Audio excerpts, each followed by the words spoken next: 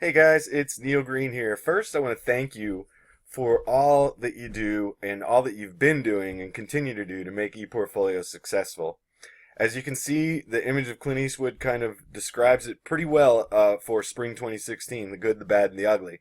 We had a little bit of everything, and in large part, though, in large part due to your efforts, actually, it's a success, and it's going to continue to grow. Obviously, we're adding students every term, and we're going to continue to add until we have every student at Kendall College with an ePortfolio. I just want to share some information with you and let you know that I created a video specific for your students in your classes. So I created 4 different videos to represent the Kendall disciplines. And my purpose of that was to show specifically what a culinary e-portfolio looks like, hospitality, because once they see it, as you know, and some of you experienced in face-to-face classes, once they see it, they want it. So that was the purpose behind that. Also, in order to wrap my head around all of the students involved in this, I had to develop some kind of a organizational system. And I admit this is very rudimentary, but it worked. It's a 3-point system. And so I went through every class and ranked every student as far as 3, 2, 1. 3 means complete. 2 means the students added some artifacts and they're getting closer to completion, but they're not quite there. And then 1 means they at least registered. Most of them do not have any artifacts added, but they at least registered. And then 0 means no participation. And to let you know, throughout the term and continually now even, I send different emails to each level of student because they have different needs, obviously. So I try and tailor emails to them that are going to speak to them in their situation. All right, so some of the number basics. In spring 2016, 184 participant invitations were sent. Out of that, 92 were no-shows, meaning they were zeros. And that sounds kind of mean, but the meaning they did not participate. And 92 are ranked from 1 to 3. And out of those 92 ranked from 1 to 3, 29 are considered completers, and they're the completers by discipline.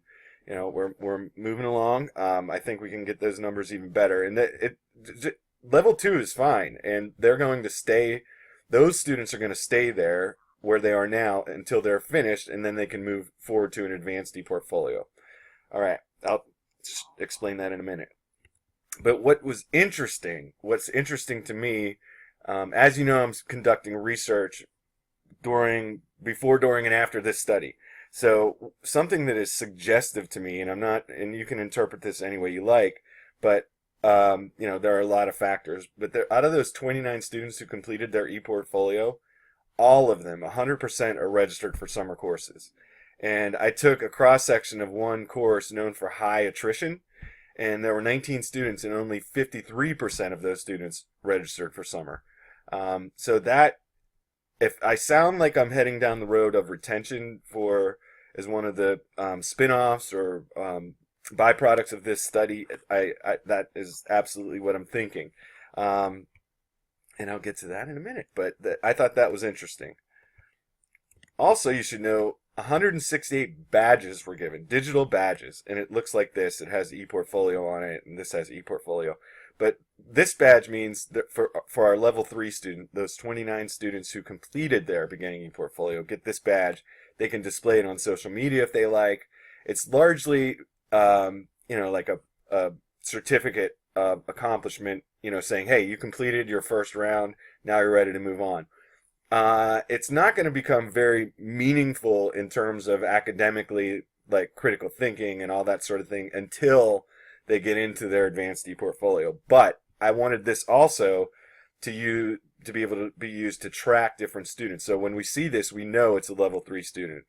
And along those same lines, the level 1 and 2 students receive this badge to let us know whenever we see that they've at least signed up and are started. And once they've complete their ePortfolio, their beginning ePortfolio, they'll move to this badge. They'll receive this badge from me. So I just wanted you to know that's what we're doing, and we use credly.com. So if you see that name, you know what it is. There it is right there. I would recommend you to go ahead and create an account. It's pretty easy to set up and use. Okay, so here are the main sources of data that I've been collecting. I've been interviewing employers throughout the Chicagoland area and beyond that hire Kendall graduates. And overwhelmingly, the response to ePortfolios is great. I interviewed an employer yesterday who hires culinary students, and she mentioned that it's really like we have 30 seconds to catch somebody's eye. So we can't, they're a little bit busy right now, but we can kind of hone and refine this as we go.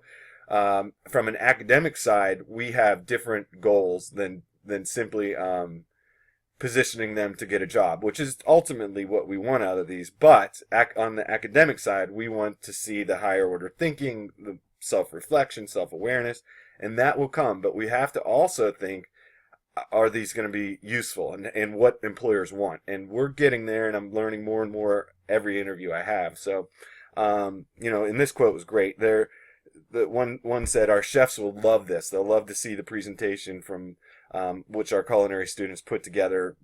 Wonderful visuals." So I thought that was great. And then also, I have some more information, just general feedback from colleagues, board of directors also looked at these, and just general advice on ePortfolios. I won't go through this, but the thing to get through to your students is it's not Facebook. It's not it's a professional online presence that they need to establish, which employers are increasingly looking for. So, okay, just something to reiterate to students: not Facebook, not Instagram. All right, now, unexpectedly, and I don't know why it was kind of an aha moment for me. Of course, this makes sense. The end of course evaluations. So, and one of the questions students are asked, what is the worst aspect of this course? And as you can see, the student quotes PathBright came up a lot. That's valuable information to me. It's obviously negative, but it's the reality. It's student perception. So I need to know that. That is going to become my secondary source of data.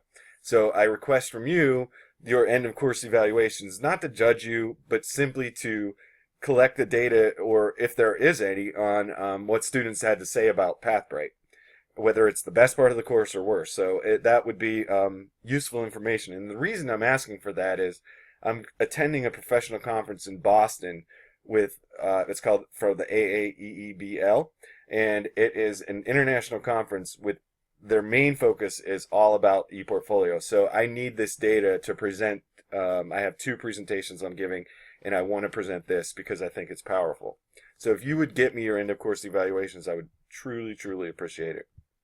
Okay, I also conducted a survey, and even though the numbers were pretty decent, like 31 for the pre-survey and 16 for the post, I wasn't really, I don't know. I mean, I have to take a look at it again, but I just didn't think the results were totally useful. So we're going to have to, oops, I spelled comparison. So we're going to have to go over that again and take another look. I have to walk away from that for a minute, but more to come on that. And you should also know that I invited Amanda Moeller to join me in this research endeavor from the quantitative perspective, because that's her retention and quantitative data are her specialty, and that I'm a qualitative guy, so that's my specialty. So I think that the 2 of us can make a good team, and we're going to look at the retention numbers and start to look at the data from a retention perspective and see if any, ePortfolios have any effect on whether students persist or not.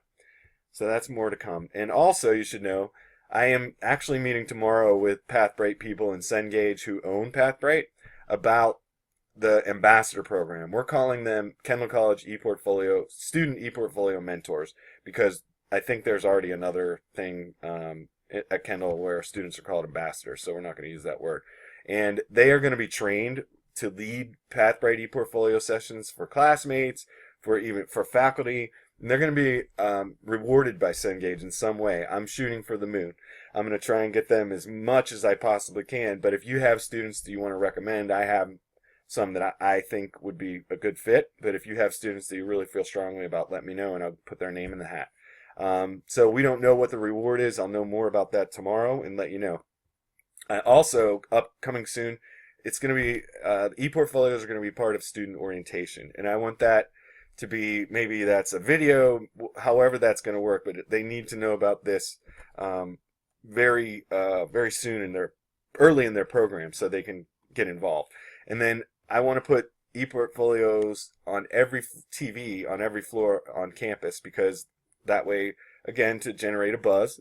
And I'm meeting with KCB about that next week, and we're going to talk about that. And I want it on the Kendall website, so that's just another way to market this. And then I also am going to try and get it in the student handbook or the catalog, because, again, this is going to become part of our culture, so we need to get it out there. I am also planning to do lunch and learns, that because they seem to be very successful. So, but lunch and learn specifically about ePortfolios, and if you would be interested, you could lead that session. That's totally up to you. We could do it together, however you want to do it. So a lot is coming down, obviously, right? But, it's all good stuff. And so I humbly request your end of course evals to search for Pathbright ePortfolio comments and why Boston, which I explained, the conference I need it to present. And then I ask that you sell it, which you guys have done an awesome job. Show examples of the ePortfolios to your students.